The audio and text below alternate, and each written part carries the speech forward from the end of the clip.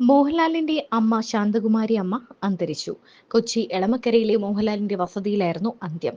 പക്ഷാഘാതത്തെ തുടർന്ന് ചികിത്സയിലായിരുന്നു. മുൻ നിയമ സെക്രട്ടറിയായിരുന്ന പരേതനായ വിശ്വനാഥൻ നായരാണ് ഭർത്താവ്.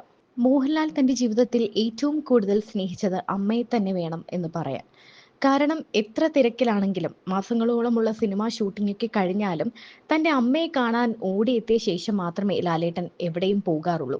മോഹൻലാലിന് അത്രയേറെ സ്നേഹവും കരുതലുമായിരുന്നു അമ്മയോട്. അതുപോലെ തന്നെയായിരുന്നു അദ്ദേഹത്തിന്റെ ഭാര്യ സുചിത്രയ്ക്കും. സുചിത്രയാണ് അവസാന കാലങ്ങളിൽ അമ്മയെ പരിചരിച്ചിരുന്നത്.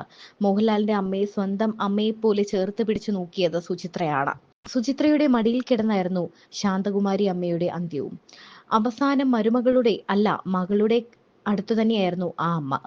സുചിത്രയും മോഹൻലാലും വളരെ സ്നേഹത്തോടെ തന്നെ ജീവിക്കുകയായിരുന്നു. അവർക്കൊപ്പം തന്നെ ആ സന്തോഷത്തിൽ പങ്കുകൊള്ളുകയായിരുന്നു അമ്മയും. ഇടയ്ക്ക് തന്റെ അമ്മയ്ക്ക് സുഖമില്ലാതായതും കിടപ്പിലായതുമൊക്കെ മോഹൻലാലിനെ വളരെയധികം വേദനിപ്പിച്ചിരുന്നു. എന്നാൽ പിന്നീട് താൻ വീട്ടിലേക്ക് ഫോൺ ചെയ്യുമ്പോൾ തന്റെ അമ്മ സംസാരിക്കുന്നുണ്ട് എന്നത് വലിയ സ്നേഹവും സന്തോഷവുമാണ് അദ്ദേഹത്തിന് ഉണ്ടാക്കിയത്.